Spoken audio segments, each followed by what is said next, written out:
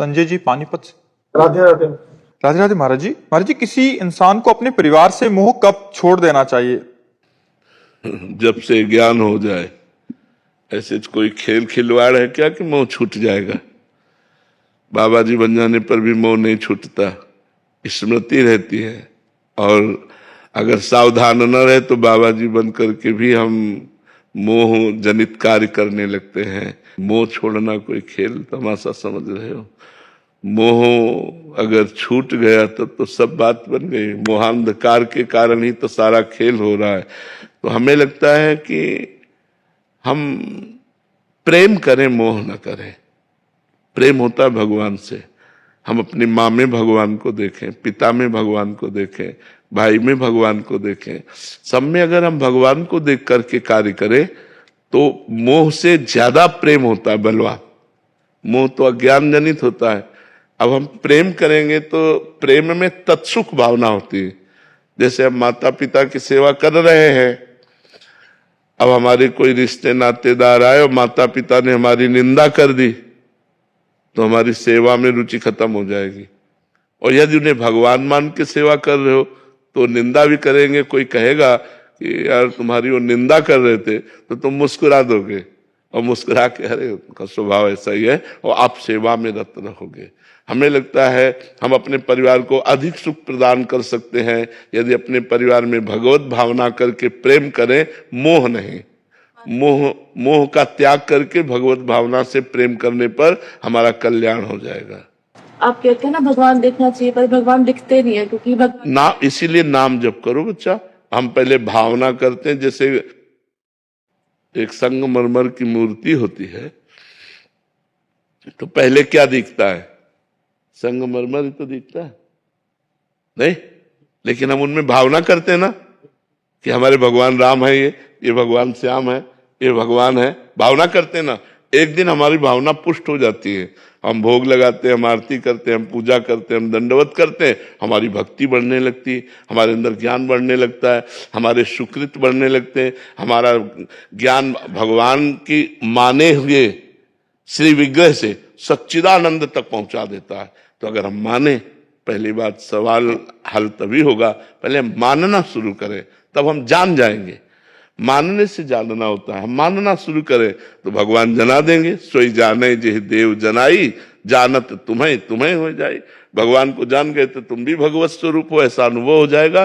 पर पहले हम माने। हमें भगवान दिखाई नहीं देते, लेकिन संत ने कहा है हम माने, तो ऐसा शुरू कर दो, सवाल हल हो जाएगा। जो मायाकृत सवाल है वो हल हो जाएगा। हम पहले मानना शुरू करें। जैसे मान लो आपको हम में भगवान दिखे क्या? नहीं दिखे ना, लेकिन आप कहीं ना कहीं भगवत भाव रखती है ना कि संत हैं, ये भगवान के स्वरूप है, ये भगवान संत भगवान है। तो आपने माना ही तो ना। आपने माना संत भगवान है तो आपकी भावना बन गई ना। आपने देखा तो नहीं, आपने देखा तो मनुष्य स्वरूप, लेकिन आपने मान लिया संत भगवान है। अरे आज हम संत भगवान के दर्शन करके आ रहे हैं तो हृदय आनंदित हो गया। क्यों? क्योंकि आपने माना। हमें लगता है यदि हम मान्यता कर ले, हम माने, तो माने से जाने हो जाएगा। जान करके मानना है तो बहुत बड़ी बात है, बहुत समय लगेगा। मान करके जानना में बहुत कम समय लगता है। हम मान लिया हमारे गुरुदेव, मान लिया हमारी माता, मातृ देवो भव, पितृ देवो भव, ये हमारे भगवान है, तो हमारा परिवार से मोह भी नष्ट हो जाएगा और परिवार की सेवा भी बड़े प्रेम से होगी और भगवान की भी प्राप्ति हो जाएगी। इशिता जी बेंगलोर से। श्री हरिवंश महाराज जी। महाराज जी, हम श्री जी को वो भोग लगाते हैं जो हमें खाने को पसंद हो। ऐसे में महाराज जी रसेंद्री पर शासन नहीं हो पा रहा। मतलब हाँ, एक बार हम कई बार बता चुके हैं, हमें मीठा पसंद था तो था, इसलिए कह रहे कि अब तो कोई रुचि ही नहीं रह गई किसी भी तरह। मतलब भोजन की भी रुचि नहीं है। समय से भोजन सामने प्राप्त हो जाता है, जो इच्छा हो, तो रुचि नहीं रह गई कि यार ये पाया जाए, ये खाया जाए, ऐसी कोई रुचि नहीं रह गई। पहले मीठा में बड़ी रुचि थी। तो परिक्रमा दे के राधा वल्लभ जी के, बिहारी जी के दर्शन करके निकले तो सामने गरम गरम इमरती निकाली जा रही थी। दृष्टि गई कि यार गरम गरम इमरती। तो मीठा प्रिय था और पैसा पास था नहीं, पैसा पास रखते नहीं थे। तो एक ब्रजवासी अचानक, अब देखो भगवान का विधान होता है, अचानक आए हो 50 रुपए, तो हमको इमरती लेके दे दो। तो उन्होंने इमरती, बहुत जलन हुई। एक साधारण चीज इमरती में गिर गए, भगवान ने वो विधान बनाया, इमरती दी। तो हम गुरु जी के पास गए अपने, और घटना बताई कि इमरती देख के ऐसा मन हुआ, तो मन होने के कारण भगवान ने व्यवस्था कर दी इमरती। तो महाराज जी ऐसे तो मन बहुत परेशान कर देगा। तो महाराज जी के शब्द थे, जिस विषय में तुम्हारा राग हो उस पदार्थ को लेकर भोग लगाओ और उसका किनका ले लो और बांट दो। अब जैसे आपका मन है कि हलवा बहुत पसंद है, बढ़िया हलवा बनाओ, भोग लगाओ, ठाकुर जी को पवाओ और थोड़ा किनका ले लो, बकाया बांट दो। कोई नहीं तो गाय को पवा दो, आप रोटी दाल पाओ, तो आपकी रसेंद्री कब्जे में हो जाएगी। अब ऐसे घर में ठाकुर जी विराजमान, रोज मन आजिए आजिए आजिए आजिए, तो वो प्रभु का बहाना लेकर अपनी वासना का पोषण करता रहेगा। इसलिए उत्तम भोग लगाए मोर मरकट को सेवय, स्वामी हरिदास जी उत्तम प्रकार का भोग लगाते ठाकुर जी को और मोर मरकट को बांट देते, और आप जो है चना पाते, एक मुट्ठी चना फुला देते, वही चना पाते और ठाकुर जी को 56 भोग लगा करके और सब मोर मरकट ब्रजवासी जन ऐसे बांट देते थे। तो ऐसा हम भी करें, अपने ठाकुर को अच्छा अच्छा भोग लगावें और एकत्रित करके, अगर कोई न मिले तो गाय आदि हैं उनको पवा देते हैं, और हम रोटी दाल ऐसे साधारण भोजन पावें, जिससे नीरस भोजन होगा तो भजन आपका सरस होगा, और भोजन सरस होगा तो भजन नीरस होगा। ये पक्की बात है, पक्की बात है। आप इसको दिमाग में बैठा लीजिए। सूखी रोटी और दाल पाओ, फिर देखो कैसा भजन होता है, और रसगुल्ला कचौड़ी और समोसा और ये वो फिर देखो भजन कैसा होता है। संसार का चिंतन आएगा, भजन नहीं होगा। तो रूखा सूखा खाने पर भजन होता है, बहुत अच्छे अच्छे पदार्थ पाने पर भजन नहीं होता है। नवनीत पांडे जी, महाराज जी कृपा करके बताइए कि जीवन में कौन सी बातें वास्तविक आवश्यकता है और कौन सी बातें हमारी आसक्ति है। यदि गृहस्थ हो तो एक अपनी पत्नी से ही केवल अनुराग रखे, वो भी समय समय ब्रह्मचर्य का अनुष्ठान करता रहे और भगवान नाम जप करता रहे, और प्रातः से सायं तक जो अपनी दिनचर्या है उस दिनचर्या में जितना खाली समय मिले भगवान का नाम जप करे, और जो सांसारिक कार्य कर रहे हैं वो भगवान को समर्पित करे, और जीवन में हमको भगवत प्राप्ति करनी है ऐसा लक्ष्य बनावे, और कभी कभी 2-4 दिन की छुट्टी लेकर तीर्थयाटन करें। तीर्थयाटन में सबसे बड़ा तीर्थ साधु समागम होता है, उसमें हम संतों का संग करें, और संतों के संग में जो हमें बातें मिले उन्हें अपने आचरण में उतारें। अपने सारे कर्म भगवान को समर्पित करते हुए, जो भगवान का स्मरण करते हुए समय व्यतीत करता है, वो गृहस्थ होते हुए भी महात्मा है, और उससे भगवान की प्राप्ति होती है। जो गृहस्थ में रह करके हर कर्म भगवान को समर्पित करता है, भगवान का नाम जप करता है, धर्म पूर्वक जीवन व्यतीत करता है, उसको वही गति प्राप्त होती है जो एक विरक्त को प्राप्त होती है। क्योंकि गृहस्थ धर्म भगवान की सेवा प्रधान है, उसमें अतिथि सेवा, संत सेवा, परिवार की सेवा। तो उसके लिए अर्थोपार्जन करने के लिए जो कर्म करते हैं वो कर्म भगवान को समर्पित कर देते हैं। तो भगवत समर्पित कर्म हमें भगवत प्राप्ति की योग्य बना देता है। विवेक सिंह जी मुंबई से, राधे राधे महाराज जी।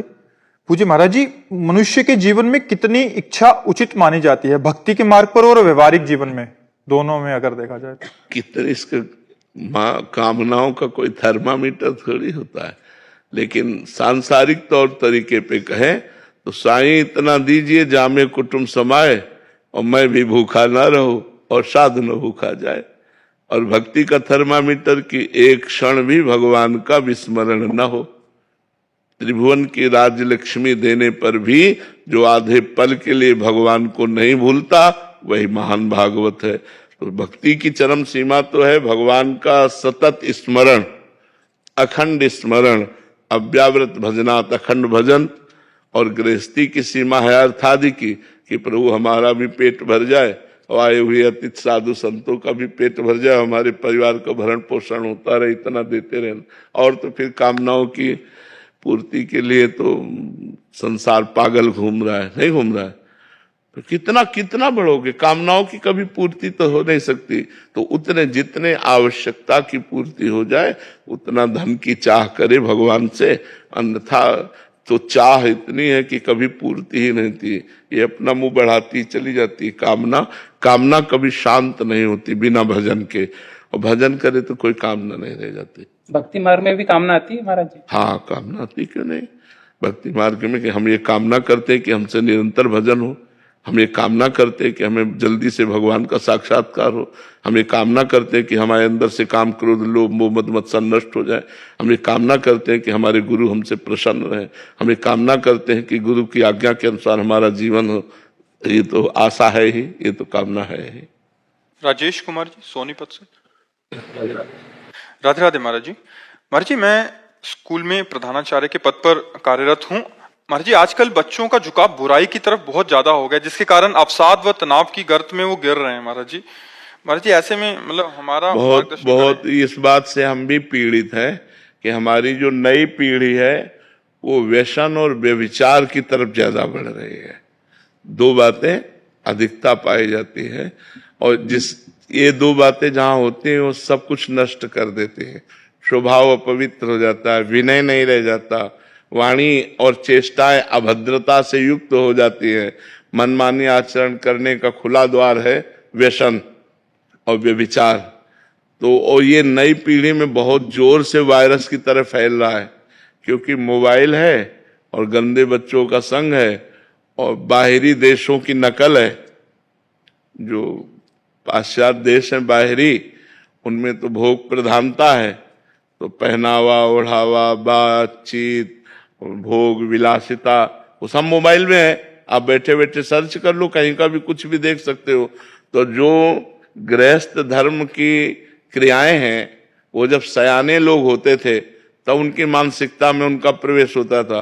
अब नवजात बच्चे जो हैं उनको खेलने के लिए मोबाइल दे दिया जाता है, तो जैसे जैसे वो बड़े हो जाते हैं फिर वो मोबाइल में बहुत प्रवीण हो जाते हैं, उसी में आसक्त हो जाते हैं। तो हर गंदी बात मोबाइल से सीखने के लिए तो बहुत सद्गुण भी है मोबाइल में।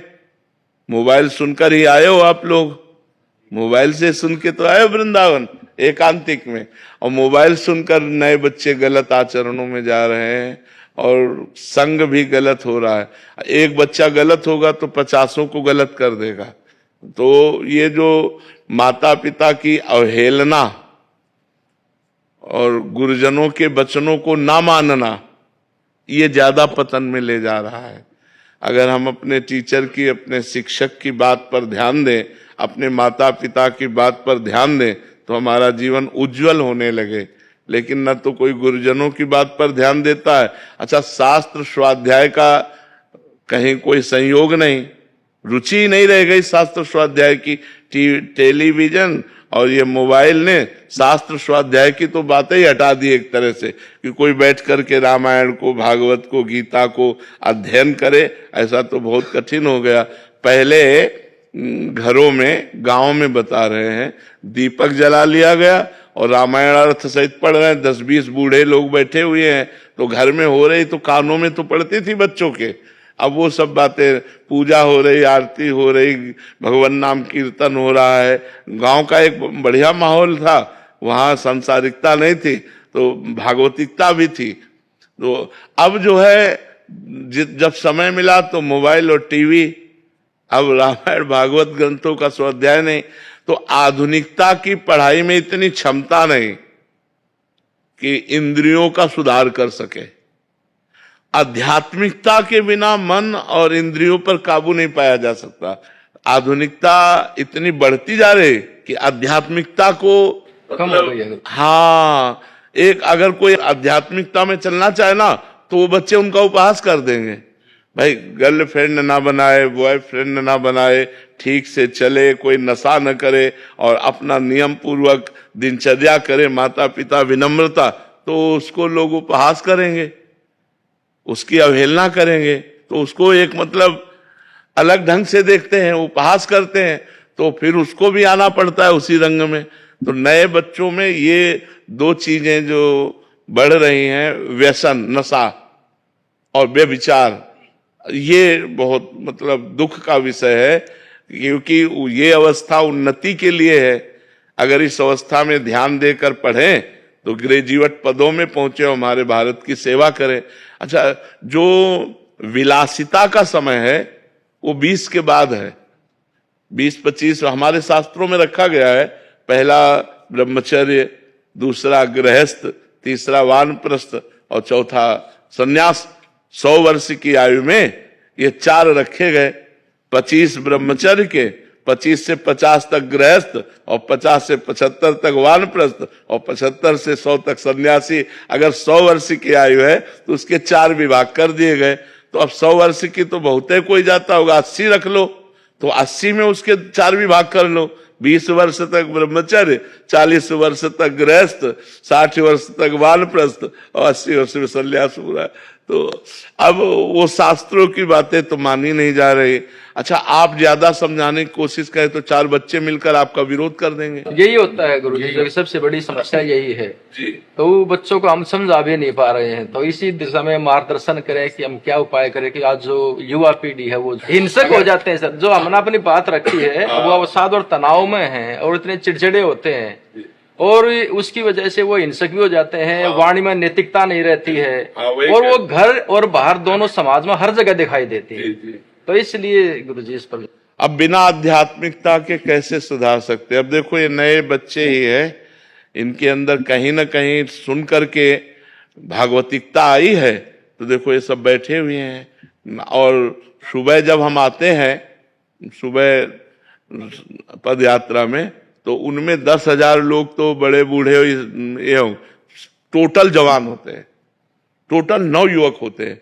तो जो 9 युवक भाई हमें सहयोग दे रहे हैं कि संत वाणी सुन रहे हैं और उसका आचरण में उतार कर रहे हैं, तो हमें लगता है काफी परिवर्तन हो रहा है, काफी परिवर्तन। और बिना आध्यात्मिकता आए विनम्रता नहीं आती। वैसे विद्या विनयम ददाती, विद्या विनय को प्रदान करती, पर आज बच्चे उद्दंड हो रहे हैं, विनय छोड़ करके उद्दंड हो रहे हैं। हाँ, तो आध्यात्मिकता ही है भैया जो सुधार सकती है, और दूसरा तो कोई उपाय है ले। ज्यादा अगर करे तो बच्चे विरोध पैदा कर देते हैं, बच्चे मारने पीटने में टीचर के उतारू हो जाते हैं। ऐसी कभी सोच नहीं थी, ऐसी सोच नहीं थी गुरुजी। अब तो बहुत सारी घटनाएं पढ़ते हैं। हाँ हाँ जी, वो अकेले कुछ क्षेत्र में नहीं, संपूर्ण भारत में इस प्रकार की घटनाएं हो रही। जी जी जी। साक्षी जी, राधे राधे महाराज जी। महाराज जी, माता पिता और जीवन साथी दोनों ही महत्वपूर्ण हैं। माता पिता का ऋण हम उतार नहीं सकते और जीवन साथी के साथ जीवन व्यतीत करना संसारिक नियम है।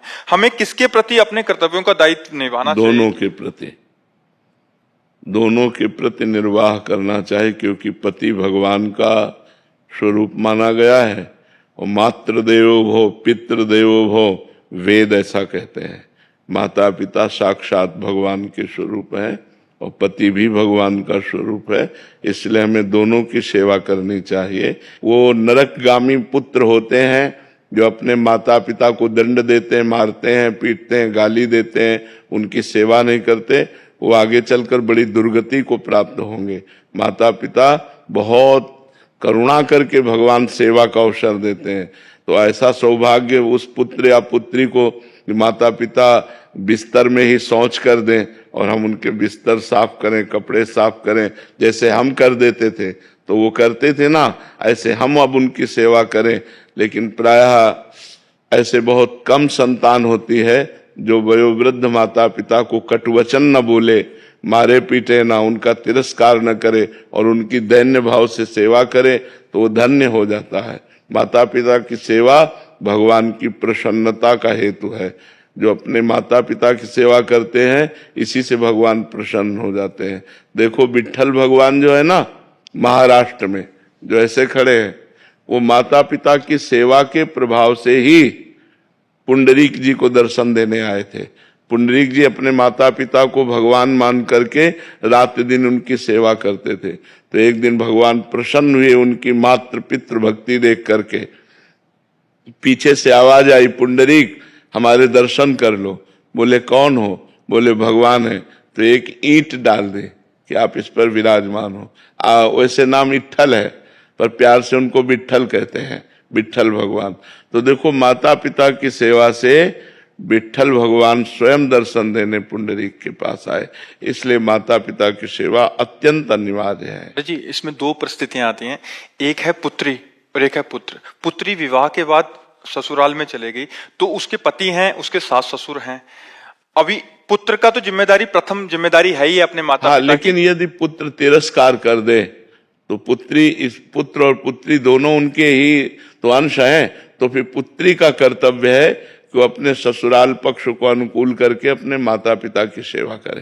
पर हमें लगता है पुत्रों को तो स्वतंत्र रूप से माता पिता की सेवा करने का अधिकार है, और लड़की कहीं जाकर दूसरे घर की बहू है तो ये बड़ी समस्या है। पर अधिकार उसका भी है कि अपने माता पिता की सेवा करके अपने कुल को पावन करे, अधिकार है। पर समस्या ये है कि मान लो पति कह दे कि हम अपने घर में नहीं रखेंगे। जी महाराज जी, बहुत सारी परिस्थितियां बड़ी समस्या है, वो पराधीन है। लेकिन पुत्र तो स्वतंत्र है ना, पुत्र को तो चाहिए माता पिता की सेवा करे।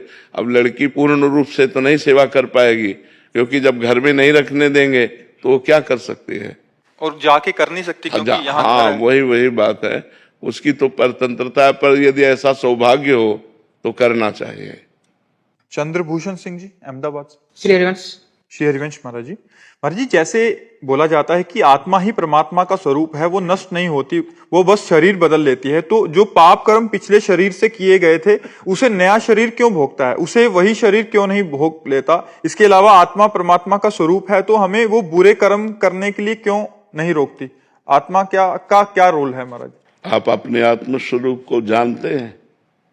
नहीं जानते ना, इसीलिए आपसे गलती होती है, क्योंकि आप अपने आत्म स्वरूप को न जान करके शरीर से तदात्म कर लिए हैं, मैं पुरुष हूं। ऐसा है ना, जब आप शीशा देखते तो यही तो लगता मैं हूं, तो आत्मा को भूल गए, मतलब परमात्मा को भूल गए।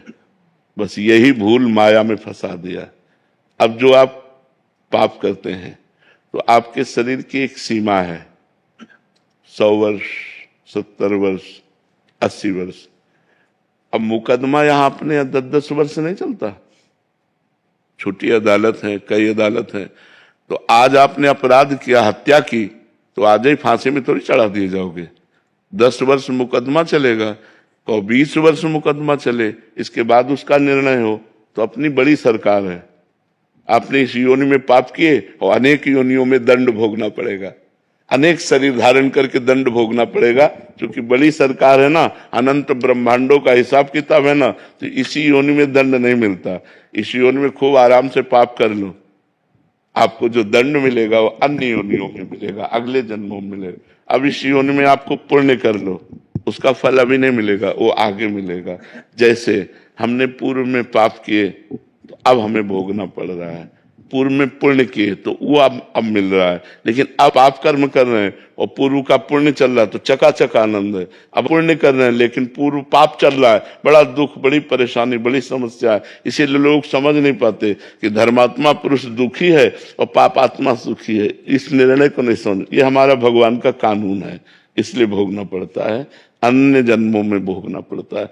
यहाँ तक कि भीष्म जी सरसैया पर पड़े हुए हैं तो उन्होंने कहा प्रभु इस जन्म की बात क्या, मैं 70 जन्मों को देख रहा हूं, कोई पाप नहीं किया ऐसा जिसके परिणाम से मुझे सरसैया पर 6 महीना लेटना पड़े। तो भगवान ने कहा और आगे बढ़ो, 100 जन्म के बाद आपने पाप किया था।